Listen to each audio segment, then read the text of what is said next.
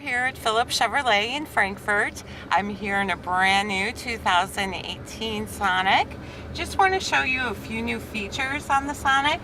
It does have the new home screen with all the different Apple CarPlay, Android Auto audio. Just want to show you briefly how to set your radio stations. We've got one set that I set in here previously, 99.5. You do have on your steering wheel controls, so we can do the volume up and down.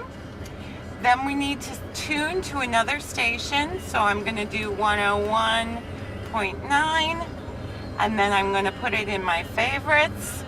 We'll go back to the radio, and we've got it set in there. We're going to hold to set, saved as favorites. Very easy, tune whatever station you want. 98.3, not sure what that is, but again, put it as favorites and it's saved in your radio.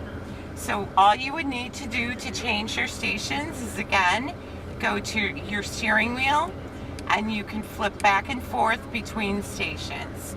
We don't have that many programmed in here, so it just went to the furthest one. But very easy to tune. You can go to AM, you can go to your Bluetooth, no devices connected, it'll tell you that. And again, the Apple CarPlay and Android Auto.